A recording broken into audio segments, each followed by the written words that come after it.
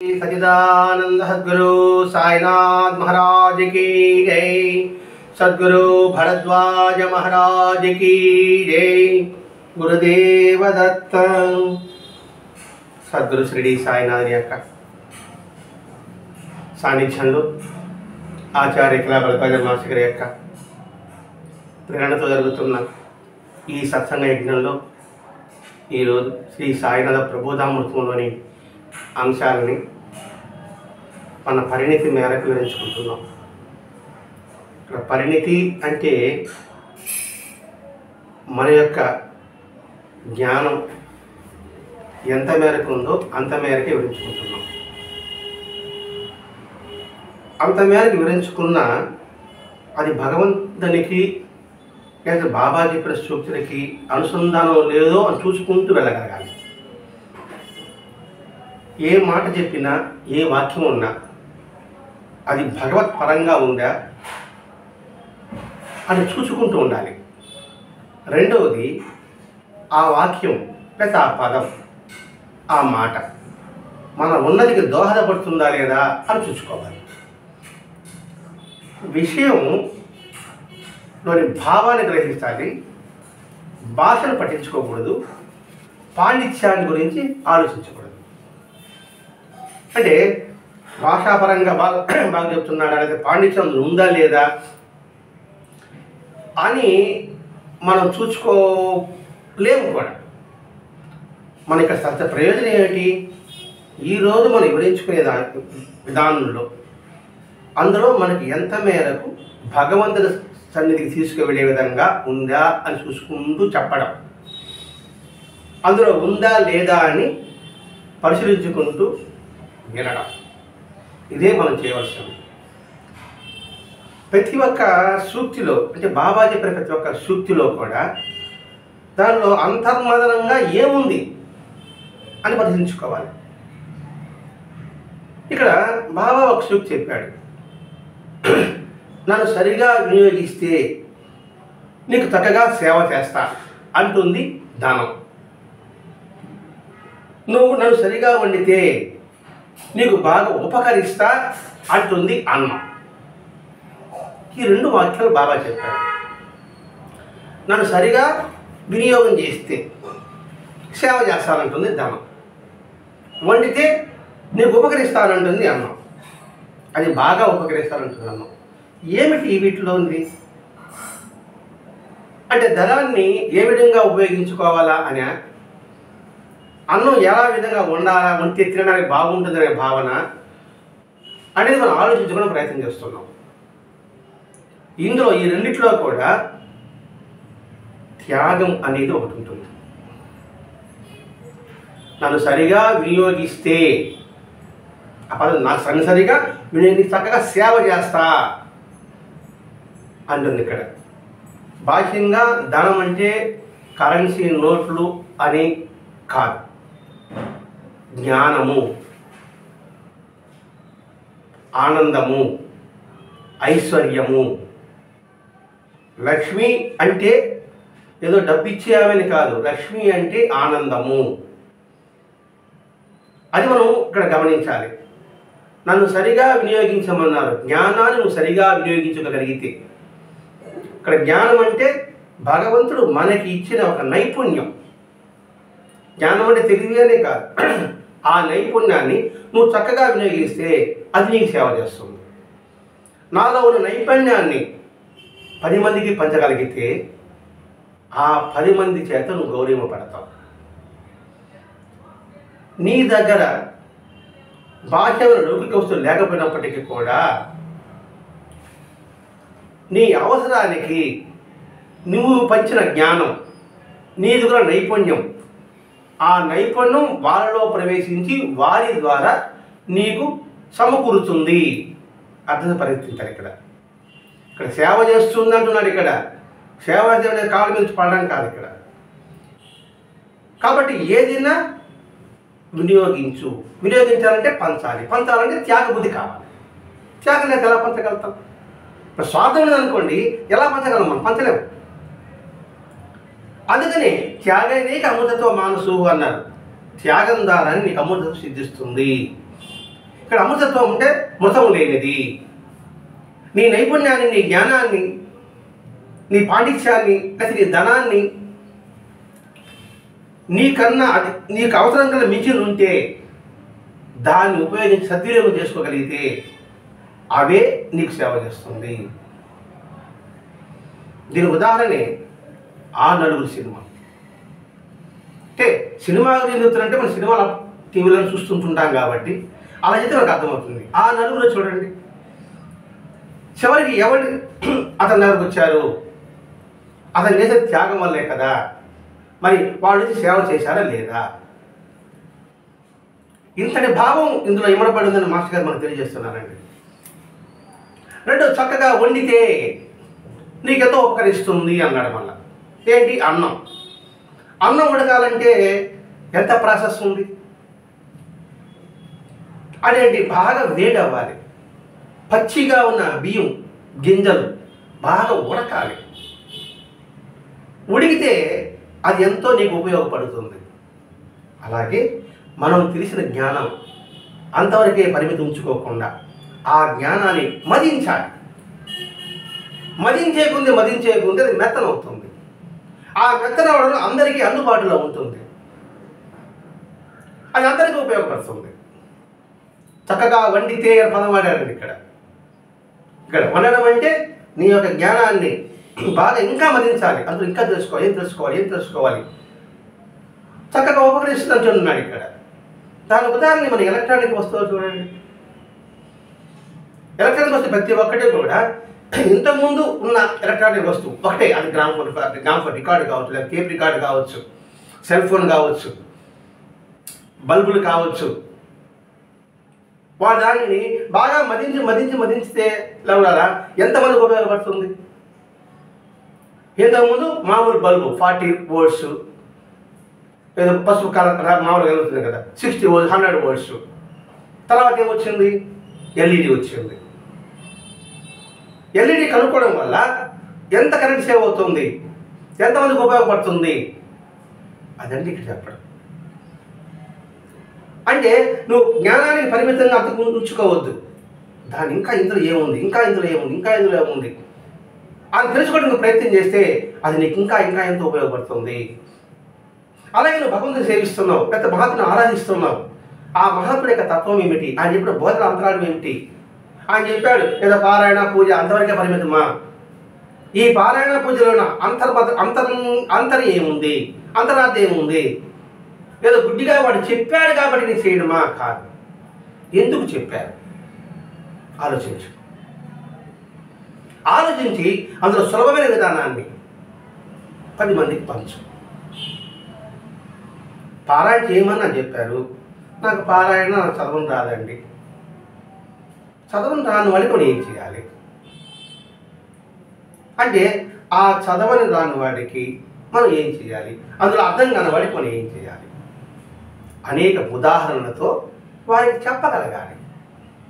అదే ఉదాహరణ ఇచ్చారనుకోండి, ఆ ఎగ్జామ్లో చెప్పామనుకోండి, టక్కన పట్టుకుంటాడు. అలా కాకుండా ఆ పుస్తకంలోనే చెప్పామనుకోండి, ఎంతమందికి ఉపయోగపడుతుంది? అదండి చక్కగా వండితే, సరిగా వండితే, నువ్వు తెలుసుకున్న విధానాన్ని, జ్ఞానం అని కానీ పాండిత్యాన్ని కానీ దాన్ని ఇంకా ఏం తెలుసుకోవాలని దాన్ని తెలుసుకోగలిగితే అది ఎంతో మందికి బాగా ఉపకరిస్తుంది.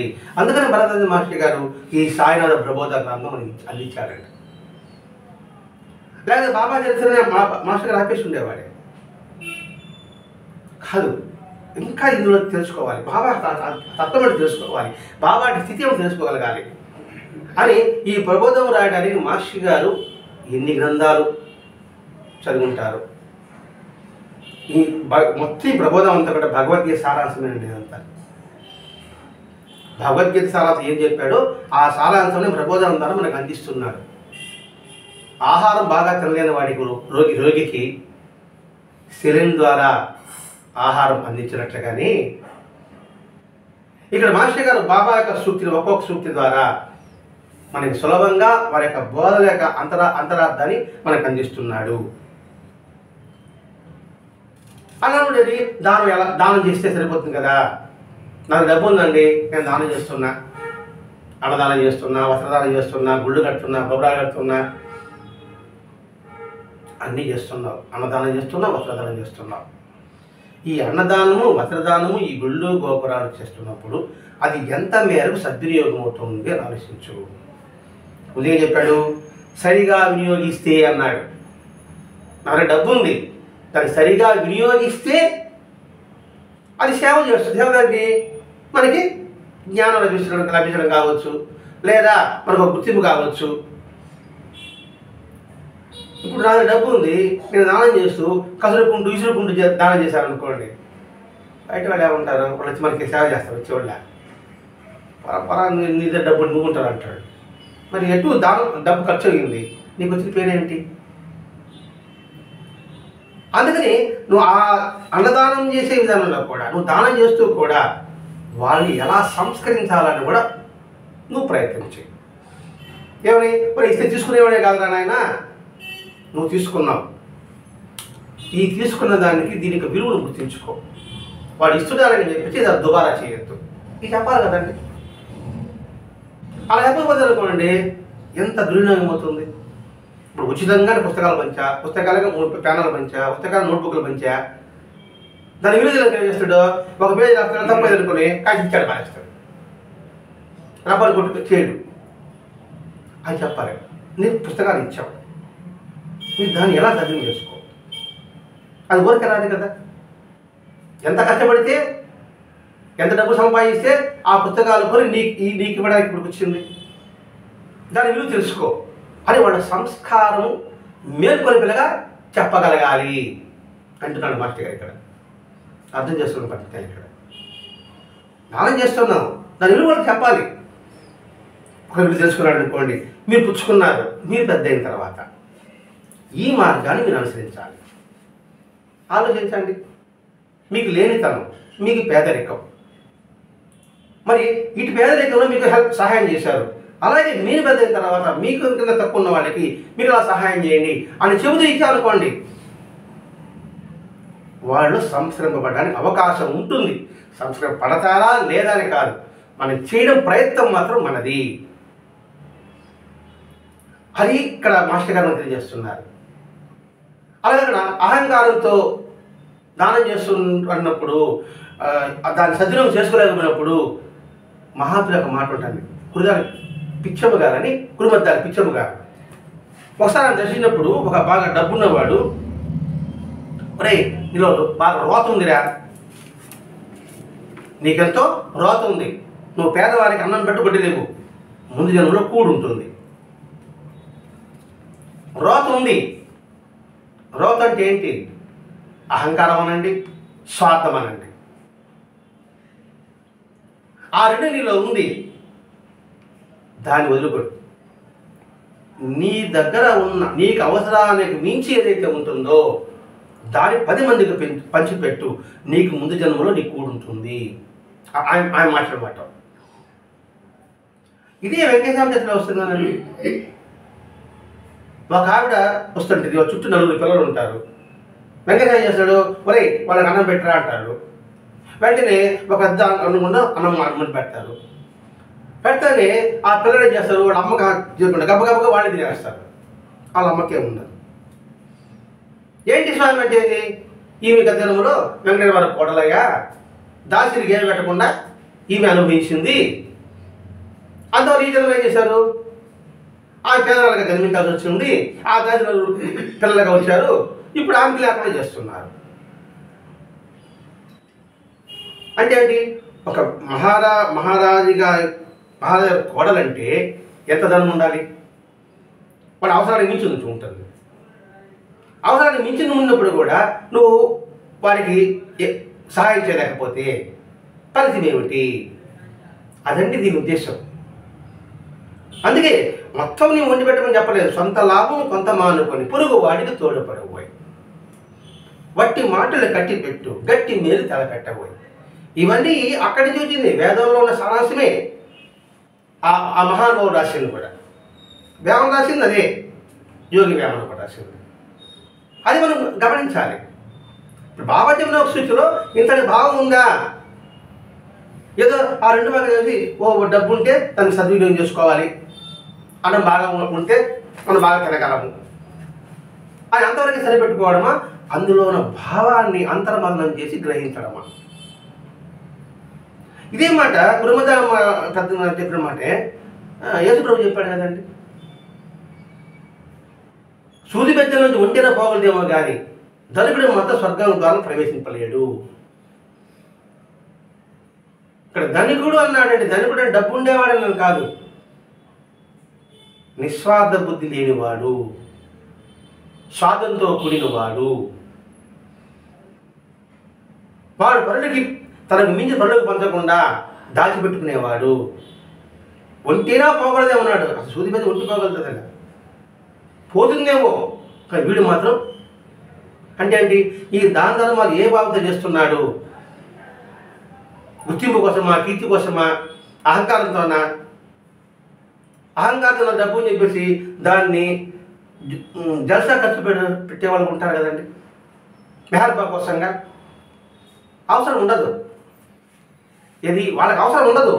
అయినా ఒక 10 కూడా పెట్టుకునేసి ఆ పార్టీ ఈ పార్టీ చేసుకునే వాళ్ళు ఉంటారు కదండి. అందుకే వెంకటేశ్వర అన్నాడు, ఆకలి అన్నవాడి కొంగు పట్టిన వాడికి అన్నం పెట్టరా అన్నాడు. అందుకే ఇప్పుడు జరిగే అన్నదానాలు కొంచెం ఇబ్బందికరంగానే ఉన్నాయి. దాని గురించి కూడా ఆలోచించుకోవాల్సిన అవసరం మనకి ఉంది. ఒకడు వచ్చాడు యేసుక్రీస్తు దగ్గరికి, నాకు మోక్షం కావాలన్నాడు. నీ ధనమంతా పనిచేస్తారా అన్నాడు. మరి తిరిగి వాడు రాగా. ఇక్కడ ధనం అంటే డబ్బు అనే విషయంగా పడుతుంది, మనం జ్ఞానం అనుకోవాలి. ఇక్కడ డబ్బు విషయమే అని ప్రత్యేకంగా అనుకోకూడదు. ఇక్కడ జ్ఞానము, పాండిత్యము, మనలో నైపుణ్యము, ఇవన్నీ కూడా. అపరమైన దగ్గరికి ఒక రాజుగారు వచ్చారు, పెద్ద కిరీటాంతం పెట్టుకుని వచ్చాడు. నాకు జ్ఞాపకం కొట్టాడు, కిరీటం పడింది. నీలాంటి వాడిని కొన్ని వేల మంది చేయగలరా, నువ్వు నా దగ్గర దర్పం తీసుకుంటున్నావు అంటే భవన్ దగ్గర పోయినప్పుడు ఎలా వెళ్ళాలి? నా ఆడంబరం చూపించుకుని వెళ్ళాలన్నా? అలా చూపించుకుని వెళితే అది లేని వారి యొక్క మనసు ఎంతగా క్షోభిస్తుంది అని ఆలోచించమంటున్నాడు ఇప్పుడు మాస్టర్ గారు.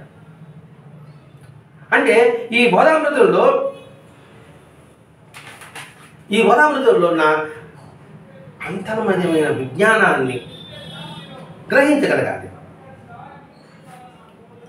అంటే దేనికి ప్రాముఖ్యత ఇవ్వాలి? త్యాగానికి ప్రాముఖ్యత ఇవ్వు. ఆ త్యాగమే నిన్ను గుర్తింపజేస్తుంది. నీ శరీరం ఉన్నా లేకపోయినా కూడా అదే శాశ్వతం అనే విషయం చెప్తున్నాను. అందుకంటే లేని వస్త్రాలు అన్న వస్త్రాలు ఇవ్వడం కాదు, వాళ్ళు సంస్కారం మేల్కొల్పు. అదేంటి బాబా కూడా దేవాలయం కట్టించాడు కదా, మేము కూడా దేవాలయం కట్టిస్తే ఎందుకు వద్దుంటున్నారు, తప్పులు ఎందుకుంటున్నారు అని ప్రశ్న వస్తుంది. బాబా దేవాలయం ఎక్కడ కట్టించలేదు, పాడుబడిన దేవాలయం పునరుద్ధరణ చేశాడు. అక్కడ బాబా గుడి గణపతి దేవాలయము, శనీశ్వర దేవాలయము, ఈశ్వర దేవాలయం పాడుబడిపోయింది, దాన్ని పునరుద్ధరణ చేశారు. నా డబ్బుని దేవాలయం కట్టేశాము, కానీ దానికి ఆలనాపాలు చూసేవాళ్ళు లేరు, సక్రంగా దేవాలయకు వెళ్ళేవాళ్ళు లేరు, దీపం పెట్టే నాదుడే లేదు. కట్టి ఇవ్వడం అప్పుడు మన ధనం అక్కడ దుర్వినియోగం అయ్యిందా లేదా? నాకుంది, నేను అక్కడ కట్టేశాను మందిరం. అటువంటి మందిరాలు ఎన్ని ఉన్నాయండి? కొన్ని కోట్లు ఉన్నాయని చెప్పాలి మనం. అసలు మందిరం బ్రహ్మాండం కట్టేసి ఉంటారు, అద్భుతంగా ఉంటాయి, కొన్ని కోట్లు ఖర్చు పెట్టి ఉంటాయి. కానీ మన బాబా మందిరాలు చూసుకుంటున్నామండి, హారతి అంటే తెలియదు, తెలిసినా హారతికి వెళ్ళలేదు, వెళ్ళినా రికార్డు పెట్టుకుంటారు. మరి మందిరం కట్టుకునేది ఎందుకు? ఇది ఒక దేవాలయం కట్టున్నామంటే అందరి పవిత్రమైన ఆత్మ శాంతించాలని, అది శాంతి చేకూరాలని. అందుకని ఏం చేయమంటున్నాడు? ముందు వాళ్ళ హృదయాల మందిరాలు కట్టు, బాహ్యమైన మందిరాల కన్నా కూడా హృదయ మందిరాలు కట్టు. అలా ప్రజల హృదయాన్ని దేవాలయంగా రూపొందించుకుంటే అది ఉత్తమమైన మందిరంగా రూపుదిద్దుకుంటుంది. అనేంటి మొట్టమొదటి భగవద్గీత గురించి సత్సంగాల ద్వారా, ప్రవచనాల ద్వారా, పారాయణ ద్వారా అలా 10 మందికి అందిస్తే ఆ 10 మంది అనాలి మనం గుడి కట్టుకోవాలని. నా డబ్బు అని చెప్పి నేను ఒక గుడి కట్టేస్తే ఆ 10 మందికి అందిస్తుంది, నీ డబ్బులు కట్టుకుంటున్నావు, కట్టుకోబోట. దానివల్ల ఎంత శ్రమ. ఒక గుడి కట్టాలంటే, దేవాలయం కట్టాలంటే ఎంత శ్రమ పడాలి.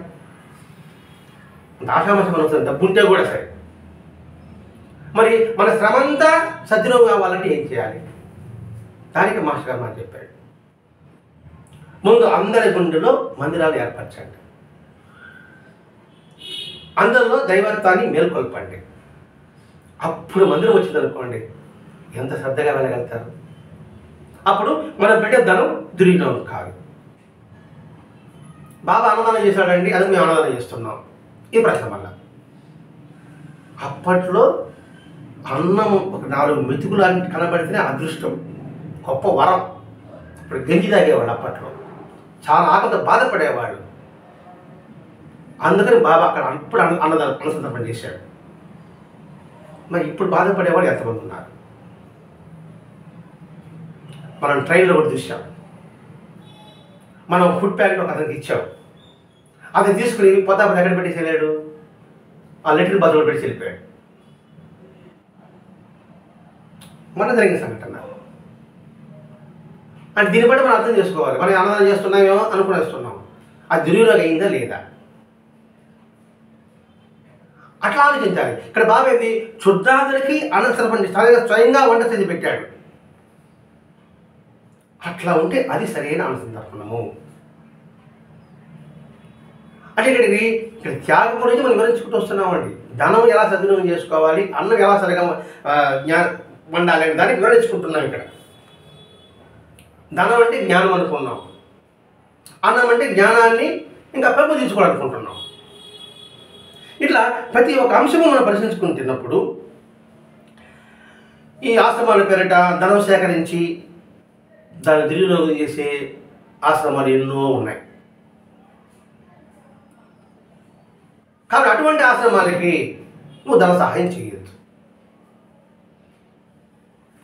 ఏదో మనం ఇప్పుడు చాలామంది ఫేస్బుక్లో వీడియో చేసేప్పటికి ఏదో చేస్తున్నారని చెప్పేసి ఇప్పుడప్పుడు ఫోన్పే చేస్తుంటారు. అక్కడ పోయి చూస్తే అది ఎంత దుర్వినియోగం అవుతుందో నువ్వు తెలుసుకున్నావా? స్వయంగా వెళ్ళు, చూడు. అక్కడ అవసరం అనిపించుకుంటే మాత్రమే నువ్వు సహాయం చేయి. నేను 1000 రూపాయలు ఇవ్వాలంటే ఆ 1000 రూపాయలు నాకు ఎంత కష్టం ఉంటుందండి. మరి ఆ కష్టాలు సద్వినియోగం కావాలి కదా. ఇట్లా ఆలోచించు. అలా కాకుండా ఇది ఉత్తమైన తెలిసి కూడా, ఇది ధర్మము సత్యము తెలిసి కూడా దాన్ని ఆచరించకున్నవాడు అధముడు. ఆచరించకుండా ఉండేవాడు తెలిసి కూడా తిరిగి కూడా సంగతి. ఇప్పుడు సత్యంగా చెప్పేవాళ్ళు, ప్రవచనాలు చెప్పేవాళ్ళు చేస్తున్నారు. మరి ఆ సత్యము ధర్మము ఎంతవరకు ఆచరిస్తున్నాడు? ఆచరించకపోతే వాడు అధముడు అంటున్నాడు ఇక్కడ.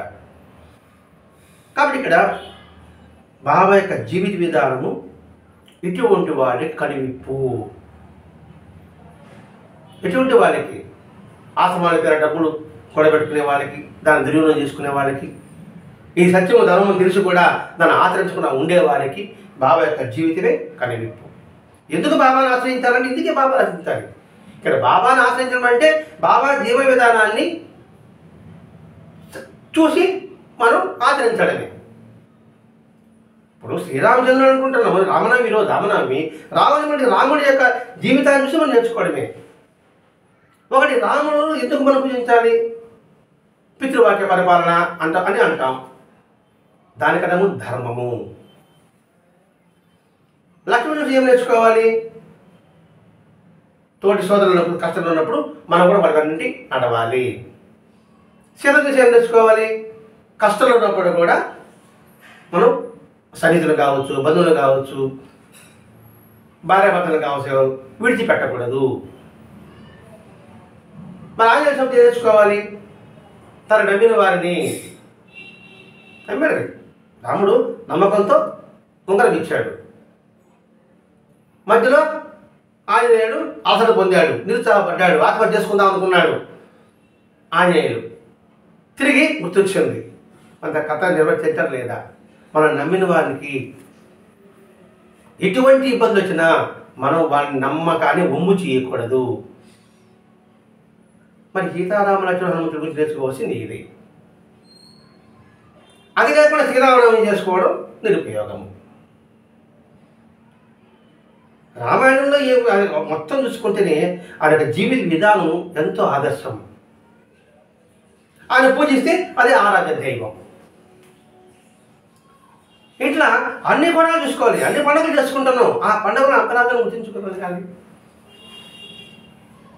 రాముడి యొక్క కళ్యాణం చేస్తాం. రాముడి యొక్క కళ్యాణంలో ఉద్దేశం ఏమిటి? అక్కడ రాముడు దేవుడు, సీత మాయ. ఆ మాయా దేవుడు ఐక్యమే లోక కళ్యాణం. లక్ష్మణుడి జీవుడు. అందుకని ఇప్పుడు రామలక్ష్మణుడు చూడండి, ముందు రాముడు పోతుంటాడు, మధ్యలో సీత పోతుంటుంది, వెనక లక్ష్మణుడు ఉంటాడు.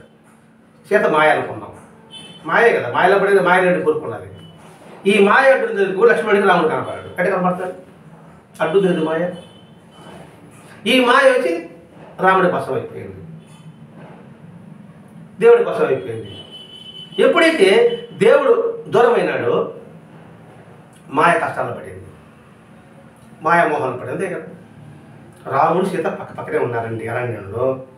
ఆడేమో బంగారు జింక కనపడింది, అది నాకు కావాలనేది మాయ కదా. అంటే ఉన్నది లేనట్టుగా, లేనిది ఉండేట్టుగా, అది మాయ అంటే అజ్ఞానం అండి. భగవంతుడు దగ్గర ఉన్నప్పుడు ఈ అజ్ఞానం జ్ఞానంగానే ఉంటుంది. ఇవే చేసింది, నువ్వు తీసుకురా తీసుకురా తీసుకుని చెప్పేటప్పటికి దేవుడు దూరం అయ్యాడు. దేవుడు దూరం అయితేనే మాయ కష్టాల్లో పడ్డారా లేదా? అది ఇక్కడ మనం గుర్తింపు పెట్టుకోవాల్సింది. అంటే ప్రతి ఒక్క అన్ని కోణాల్లో అలా చూసుకుంటున్నప్పుడు ఉత్తమమైన జీవిత విధానం మనకి అలవరుతుంది, అంటే వస్తుంది. ఆ ఉత్తమమైన జీవితమే బాబా యొక్క జీవితం. అందుకని రాముడిలో ఉన్న ధర్మము, లక్ష్మణులో ఉన్న ఇది త్యాగము, ఆంజనేయ స్వామిలో ఉన్న సేవానిరతి, అవన్నీ మన బాబాలో కనిపిస్తుంది. కాబట్టి రామాయణ మహాభారత భాగవతుల సారాంశం అంతా కూడా బాబాలో ఉంది అని తెలుసుకోవడమే ఈ ప్రబోధామృత యొక్క ఉద్దేశం. ఇలా ప్రతి ఒక్క అంశము మనం పంచుకున్నప్పుడు సాధ్యమైనంత నిరాడంబరంగా గృహతులు జీవించాలి, ఆడంబరాలకు వెళ్ళకూడదు. గృహతులు ప్రత్యేకంగా చెప్తారంటే ఇంతకుముందే మనం ఆశ్రమాలు చెప్పాడు, వాళ్ళకి అవసరం లేకపోయినా కక్కిన పూట కోసం ఆశపడ్డ వాళ్ళైనా ముందు. నేను సన్యాసి అన్నాను, నేను సన్యాసి అంటే అన్ని వదిలిపెట్టుకున్నా వాడిని. నేను అన్ని వదిలిపెట్టుకున్న తర్వాత నేను ఆశ్రమాలు స్థాపించడం ఏమిటి, శిష్యులను సేకరించడం ఏమిటి, చందాలు వసూలు చేయడం అంటే ఏమిటి, అది కక్కిన పూట కోసం కాచిపడేది ఏది ఆలోచించుకుంటున్నాడు. ఇప్పుడు గృహస్థులు ఏం చెప్తున్నాడు? నువ్వు నిరాడంబరంగా ఉండు. అంటే దీనికి అర్థం ఏంటి? నిరాడంబరంగా ఉండమంటే అర్థం ఏంటి? వస్తువులు మనకి కాదు, అవసరానికి మించి ఖర్చు చేయవద్దు. అది నిరాడంబరంలో అర్థం అండి. అంతేగాని ఏదో చిరిగి చొక్కా వేసుకొని తిరుగుతా ఉండమని బాబా చెప్పాడండి, నేను నిరాడంబరంగా ఉంటానని. ఉండి కూడా లేకుండా కాదు, అదే కాదు. ఎంతవరకు అవసరమో అంతవరకు ఖర్చు పెట్టు, అంతేగాని అనవసరమైన మాత్రం వద్దు. మన టైం చూసుకోవాలంటే వాచ్ కావాలి. వాచ్ 100 రూపాయల వాచ్ అదే టైం చూపిస్తుంది, 10 లక్షల వాచ్ అయినా అంతే ఆ టైమే చూపిస్తుంది. నేను మారుతుందా? అది ఇక్కడ చెప్పడం. కానీ బృహతులు ప్రత్యేకంగా బాబా యొక్క జీవితంలో నిరాడంబరంగా మనం ఉండడం మనం ప్రయత్నం చేయాలి. ఇక్కడ హెచ్చరిస్తున్నాడు ఇక్కడ. అందుకే అధికంగా లభించిన దాన్ని లేని వారి ఇవ్వడానికి మనం విముఖులైతే, అధికంగా ఉన్నదాన్ని లేని వారికి ఇవ్వడానికి మనకి ఇష్టం లేకపోతే, భగవంతుడు మనకి ఎందుకు మన కోరిక ఎందుకు ఇవ్వాలి? నీ ద్వారా 10 మందికి ఉపయోగపడి జ్ఞానం ఇచ్చాడు, ధనం ఇచ్చాడు, ఇంకో నైపుణ్యం ఇచ్చాడు. నువ్వేదో దాన్ని ఉపయోగపెడతావని. నువ్వు ఉపయోగపెట్టినప్పుడు మరి నువ్వు దాన్ని వృధా చేసినప్పుడు మళ్ళా అడిగితే ఆయన ఎందుకు ఇవ్వాలి? వృధా చేస్తున్నాడు వీడు, ఎందుకు వాడికి ఇవ్వడాలనుకుంటాడు. రెండవది, ఇప్పుడు దుబారా చేస్తే రేపటికి అది నీకు దొరకకపోవచ్చు. ఇప్పుడు వెంకటగిరి మహారాణి కోట చెప్పుకున్నాం కదండి. కాబట్టి ఇది సరిగా వినియోగం చేస్తే, చక్కగా వండితే అని వివరిస్తున్నాడు ఇక్కడ. కాబట్టి ఇది పెద్దగా మనం చెప్పాల్సిన మనం ఈ విశ్వాన్ని చూసామనుకోండి, ఈ సృష్టిని చూసామనుకోండి, అర్థమవుతుంది మనకి. ఇంత అవసరం మనకు అవసరం లేదు. మనం గమనించాం. మనం ఒక చెట్టు చూడండి, ఏమో ఒక చెట్టు మాత్రం చూడండి, ఎండకి ఆ గడతని మనకి ఎంత చల్లదనం ఇస్తుంది, ఆ ఆకులని భరిస్తుంది ఎండని. మన కార్బన్ డైఆక్సైడ్ తీసుకుంటుంది, ఆక్సిజన్ ఇస్తుంది, కొట్టేసిన మనకి ఇంటికి కలపనిస్తుంది. ఎంత త్యాగబుద్ధి. ఒక విత్తనం వేస్తే అనేక పండ్లు వస్తున్నాయి, అది ఎంత త్యాగ నిరతి. ఇది కాబట్టి ఇది గుర్తించి కూడా మనకు అర్థమవుతుంది. ఎవరెవరే తనకి మించింది ఎంతమందికి అది పంచిస్తుంది. ఇట్లా ఆలోచించాలండి. ఆలోచనతో లేకపోవడం వల్లే నాది ఇంతవరకే పరిమితం అయిపోతున్నాం అంతే. కాలం జరుగుతుంది, కరిగిపోతుంది కూడా, కానీ ప్రయోజనం ఏముంది అని ఆలోచించుకో. ఇక్కడ సద్వినియోగం పదం వాడాడు, చక్కగా వండితేన పదం వాడాడు. ఇక్కడ ఈ దేహం ఇచ్చాడు నీకు, ఈ దేహాన్ని సద్వినియోగం చేసుకోకపోతే వ్యర్థం. సద్వినియోగం చేసుకుంటే నీకు ఈ దేహమే సేవ చేస్తుంది. నా శరీరం ఆరోగ్యం బాగుంటే కదండి నేనేం సర్వీస్ చేయగలను. కాబట్టి ఆ శరీరం నేను జాగ్రత్తగా కాపాడుకోవాలి కదండి. కాపాడుకున్నప్పుడు ఏదైనా సేవ చేయగలను. ఎప్పుడైతే సేవ చేయగలను, ఆ సేవ ద్వారా నాకు అవసరమైనప్పుడు నాకు సేవ జరుగుతుంది. అది ఈ సృష్టి ప్రపంచం అంతా కూడా వాటి ధర్మాన్ని వస్తున్నాయి. ఒక మనిషి మాత్రమే ఆ ధర్మం పట్ల అటు ఇటు ఊగిసలాడుతుంటాడు. ప్రతి ప్రాణి, చీమ మొదలుకొని సార్, పాము మొదలుకొని అన్నీ, ప్రతి ఒక్కటి కూడా. పాము ఏం చేస్తున్నా అనొచ్చు మీరు. పైరులో ఉన్నప్పుడు కప్పలు మింగేస్తూ ఉంది, పిరిగి మింగేస్తూ ఉంది, అది కూడా సేవ చేస్తుంది, దాని సేవ చేస్తూ ఉంది. కాబట్టి ఇక్కడ అలా చేయకపోతే సాటి ప్రాణులకి శ్రేయస్సు చేకూర్చుకోకుండా నువ్వు ఒక్కడివే దాన్ని అనుభవిస్తే మనం నేరస్తులము. భగవద్గీతలో దొంగ అన్నాడు. నేరస్తులకి శిక్షార్హము, మన శిక్ష పడాల్సిందే. అయినా బాబా శిక్షించడండి, సంస్కరించడానికి చూస్తాడు, సాయశక్తిలో చూస్తాడు. అది బాబాలో గొప్పతనం. ఆయన సంస్కరించడానికి ప్రయత్నం చేస్తుంటాడు. ఇప్పుడు బాబా ఒక తాగుబోతు వచ్చినప్పుడు ఏం చెప్పాడు? ఒక రెండు హెచ్చరిస్తాడా లేదు, వినకపోతే నీ కర్మను విడిచిపెడతా అన్నాడు. మన కర్మ విడిచిపెట్టాలి కానీ ఆయన శిక్షించాడు. ఆయన దగ్గర ఉన్నప్పుడు మన కర్మ క్షాళనం అవుతుంది. హెచ్చరిస్తున్నాడు కదా, నువ్వు దాని వినియోగకపోతే ఏమవుతావు? పతనం అవుతావు. అదే సద్గురు శాస్త్రిలో బాబా ఒక చిన్న కథ చెప్తాడు. ఒక వ్యక్తి అరణ్యంలో పోతున్నాడు. అరణ్యంలో పోతూ ఉంటే క్రూర మృగాలు శబ్దం వినిపించింది. సరే గబగబా చెట్టు ఎక్కాడు. చెట్టు ఎక్కగానే ఆ పైన ఒక గిలుగు పంటుంది. కింద దూకుతామంటే ఫుల్ చిలువ జరుస్తూ ఉంది. మళ్ళీ ఏమిటి, ఒక తేనె చుట్టూ ఉంది చెట్టు మీదకి.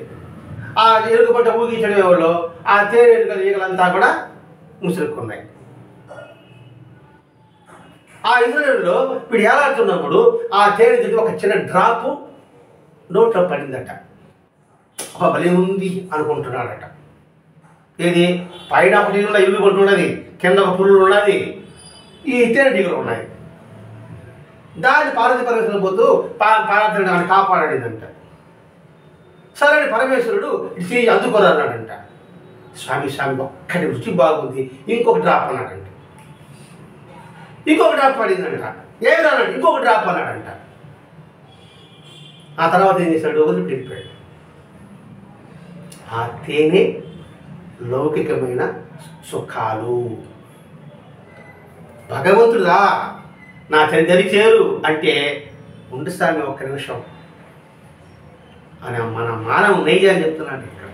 అదే అందుకే ఎందుకు సద్గురు సాయి చూడమని చెప్తున్నానంటే ఇందుకే. పాయసం వండి పెట్టాను చేతను జురుకుంటానని మాస్టర్ గారు వాపోయినాడంటే దాన్ని బట్టి ఆలోచించండి. నా దగ్గర ధనం రాసులుగా ఉంది, అడిగేవాడు లేడని బాబా వాపోయాడంటే తన అర్థం ఏంటండి? మనకి మాస్టర్ గారు సత్సంగం ఇచ్చాడు, పారాయణ ఇచ్చాడు. ఏం సత్సంగం లేండి, ఏం పారాయణ అండి, చదివిందే చదువుతారు పారాయణ అన్నారు ఒక ఆయన. ఇంకా మీరు ఓనామాలనే ఉండాలన్నాడు ఒక ఆయన. మాకు అదే అర్థం కాలేదని మనం అన్నాం. ఇది ఓనాలు మాకు ఇంకా అర్థం కాలేదండి. ఇది కదా కావాల్సింది, ధ్యానం ఉన్నాడు, ఆత్మజ్ఞానం ఉన్నాడు ఇంకొక ఆయన. అది ధ్యానం అంటే ఏమిటి, ఆత్మజ్ఞానం అంటే ఏమిటి, దానికి తెలియక ఆ పదాలు పడుకుంటుంటాను. ఇక్కడ ఆత్మజ్ఞానం అంటే ఒకటే, కొంగడు పొంగడు అలా ఉండగలుగుతున్నావా? ఆత్మ పెద్ద ఏం కాదండి. కొంగకుండా పొంగకుండా, సంతోషం వస్తే పొంగకూడదు, కష్టపడితే పొంగకూడదు, సేకరణ ఉండకూడదు, ఏది మన అవసరానికి మించి. అలా కాకుండా ఆత్మజ్ఞానం పదాలు చెప్తుంటా, నేనేం సేకరిస్తా ఉన్నా, కష్టం వచ్చిందా, ఒక వస్తువు వచ్చి ఒక 10 లక్షలు కొన్నా, నష్టపోయినా, నేను ఆత్మజ్ఞానం నేను మాట్లాడతా. ఇంకోటి స్థలం ఉంది, ఫ్లాట్ ఉంది, కాబట్టి ఒక 5 లక్షలకు అమ్మేసిన, పక్కన 20 లక్షలకు అమ్మాడు, అబ్బా పొంచే బాగుంటే పోయింది. నేను ఆత్మజ్ఞానం నేను మాట్లాడుతున్నా. ఇవే పెద్ద పెద్ద పదాలు మనకి మాస్టర్ గారు బాబాయ్ చెప్పలేదండి. అందుకే ఉన్నదానితో సంతృప్తి పడండి, లేని దాంతో తపన పడవద్దు. ఇంత విధానం ఉంటుందండి. జీవితంలో సార్థకత ఉండాలి, లేకపోతే ఏ ఉపయోగం ఉంటుందండి? అలా ప్రత్యేకంగా చెప్తూ వస్తున్నాడు ఇక్కడ.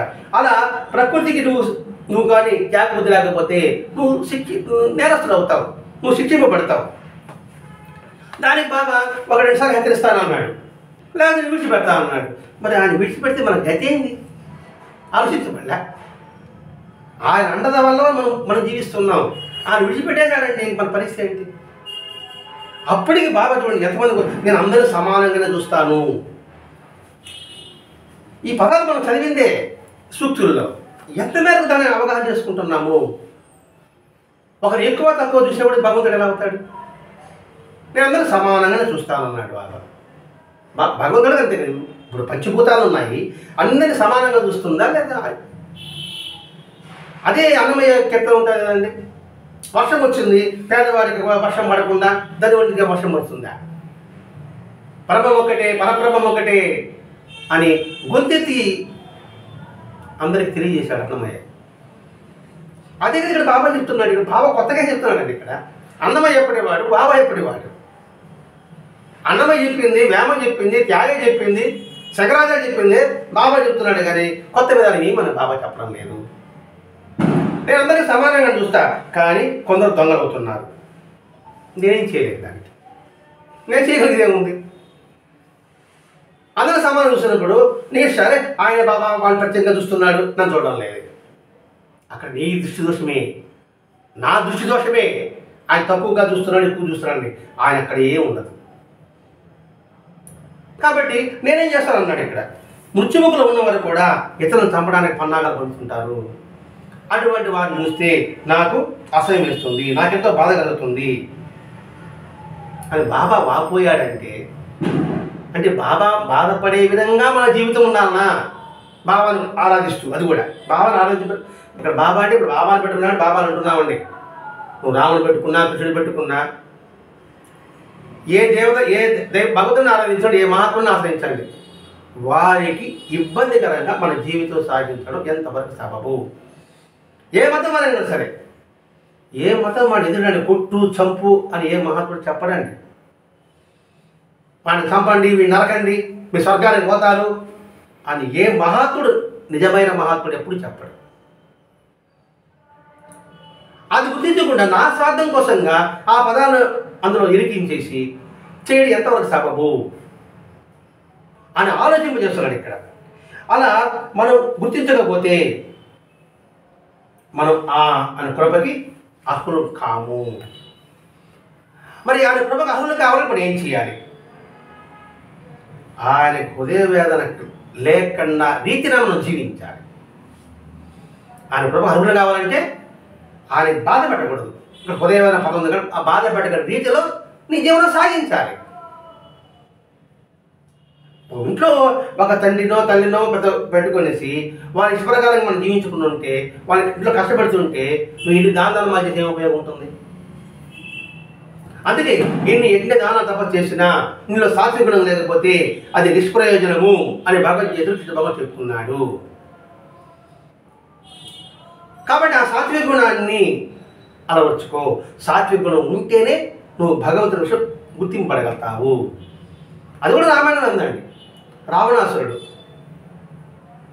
కుంభకర్ణుడు, విభీషణుడు ముగ్గురు ఒక తల్లి బిడ్డలే. రావణాసుడికేమో రజోగుణం, కుంభకర్ణుడికేమో తమోగుణం, విభీషణుడికేమో సత్వగుణం. ఎవరు భగవంతుని దగ్గరికి చేరారు? సత్వగుణం విభీషణుడే భగవంతుని దగ్గర చేరాడు. అందుకే అతడు చిరంజీవి అయ్యాడు. కొంతమంది చిరంజీవులు ఉన్నారంటే అందులో విభీషణుడు ఒక చిరంజీవి, హనుమంతుడు ఒక చిరంజీవి, ఇప్పుడు కృపాచార్యుడు ఇంకోటి ఎవరో చిరంజీవి, అశ్వత్థాముడు ఎవరు చిరంజీవి అంటారండి. అంటే చిరంజీవి అంటే ఎప్పటికీ ఉంటారా వాళ్ళది? మరి ఆ సత్వగుణం అలవర్చుకోలే కదా ఈ సత్వగుణ ప్రయోజనం. ఇక్కడ సత్వగుణం అంటే ఏం లేదండి, అందరికీ మంచి జరగాలనే భావన ఉంటే అది సత్వగుణం. అందరూ బాగుండాలి అనుకుంటే అదే సత్వగుణం. ఇది భావించలేమా? ఇది ఆచరించలేమా? ఒకవేళ నాకే కష్టం కలగవచ్చుగా, ఎదురు బాగున్నాడా, సంతోషమైన వాడన్నా బాగున్నాడు, అయ్యో వాడు కూడా బాగున్నాడా అని కాకుండా వాడు బాగున్నాడు. ఇది సత్వగుణం అంటే. అది అలవర్చుకోకుండా ఉంటే భగవంతునికి అనుగ్రహానికి మనం దూరం అవుతాము. దూరం అవ్వడమే కాకుండా ఆయన మారిపోయాడని ఆయన అలగతాం. చెరువు మీద రీతి ఎవరికి నష్టం? దాత దగ్గర మన ఇది ఎవరికి భిక్షగాడికి అడిగినాడు, భిక్షగాడికి నష్టమా దాతకు నష్టమా? దాత వాళ్ళు. ఇట్లా అన్ని కోణాల నుంచి మనం చూసుకుంటున్నప్పుడు దీనికి కావాల్సింది ఏంటంటే అచంచలమైన విశ్వాసం. ఎవరి పట్ల? తన గురువు పట్ల, తన మార్గదర్శి పట్ల. దానికి బాబా నిష్ఠా సబూరిని పదే చెప్పేవాడు. నిజంగా బాబా చూడండి, నేను అనేక జన్మల్లో అన్నాడు, అనేక జన్మల నుంచి మనం ఉద్ధరించడానికి ఆయన ప్రయత్నం చేస్తున్నాడు. బాబా చెప్తారు కదా జన్మాంతర జ్ఞానంలో, ఇప్పుడు కబడ్డీకి, జోకి, కాకతీయకి మనం గతంలో ఒకే గురువును సేవించామురా, అందువల్ల మళ్ళా ఇప్పుడు మిమ్మల్ని కలిపాను, నా దగ్గర తీసుకున్నాను అంటే అప్పటి నుంచి కృషి చేస్తున్నాడు బాబా. ఇంకోటి చెప్తాడు, భగవంతుని లెక్క చెప్పాలి అని బాబా అన్నాడు. ఈ పదాలను అంతరార్థం గ్రహించాలండి. మన కోసంగా ఎంత తపన పడుతున్నారు వాళ్ళు, ఎంత కష్టపడుతున్నారు అని ఆలోచిస్తే, బిడ్డ కాపాడకపోతే తను చేయి కాల్చుకున్నాడు బాబా. అవసరం ఆయనకేమన్నా? గుర్రాన్ని కొడతాడంటే ఆ దెబ్బలు తను స్వీకరించాడు. అవసరం ఆయనకేమన్నా? ఇదే అన్నమయ్య చరిత్రలో కానీ ఏదో మంజునాథ సినిమాలు కొట్టండి, భక్తుడు కొడతా అంటే భగవంతుడికి మాత్రం పడతా ఉంటాయి. ఎందుకంటే ఆయనకు అవసరం? ఆ భక్తుడి యొక్క భక్తి నిరూపించడం కోసం దెబ్బతింటున్నాడు ఆయన. భక్తి ఎంత పవిత్రమైనది, ఎంత ఉన్నతమైనది, ఎంత విశేషమైనది, ఎంత విశిష్టమైనది. భక్తి అనేది ఎంత అద్భుతమైనది తెలియజెప్పడమే భగవంతుని యొక్క ఉద్దేశం.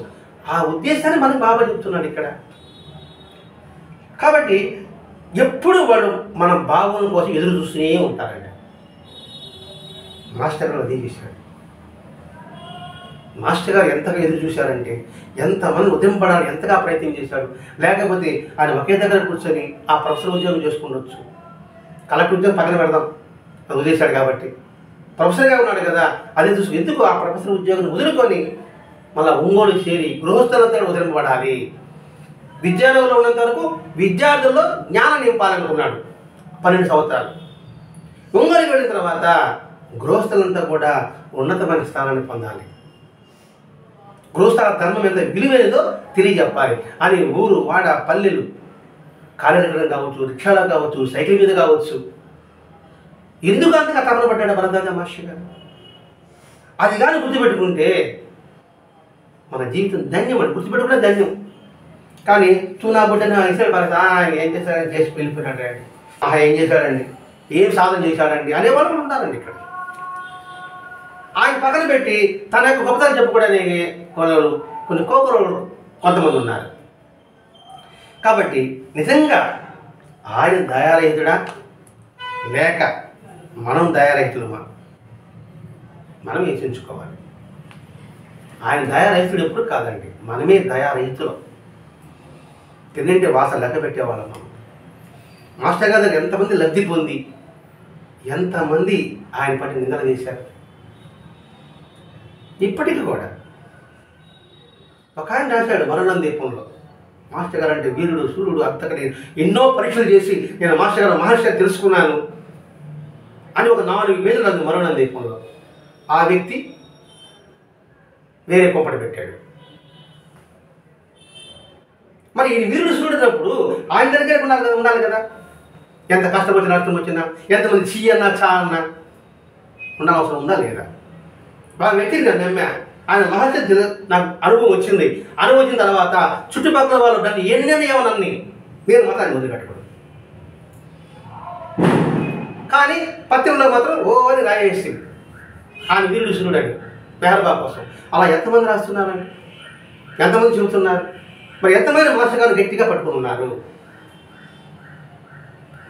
ఎంతమంది మాస్టర్ గారి సూత్రుల్ని ఆచరణకు ప్రయత్నం చేస్తున్నారు? ఎవరి భావాలను బట్టి ఎవరి స్వప్రయోజనం బట్టి మాస్టర్ గారి సూక్తులు కూడా అన్వయించుకుంటున్నారండి. ఆయన చెప్పిన మాటని తన స్వార్థం కోసం వినియోగించుకుంటున్నారు అన్నమాట. అప్పుడు ఎవడు దయారహితుడు, ఎవడు ప్రేమ స్వరూపుడు? వాళ్ళు ఎప్పుడు దయ నుంచి విడిపడండి, ప్రేమతత్వానికి జారి ఉన్నారు వాళ్ళు. మనం ఆ ప్రేమను పొంది మనం దయారహితులు అవుతున్నాం. దయతో ఉన్నవాడు లేదు, ప్రేమ పోయింది, స్వార్థం పెరిగింది. కాబట్టి మనం మీరే యోచించుకోండి అని మాస్టర్ గారు ఈరోజు మనకు అందిస్తున్నారండి.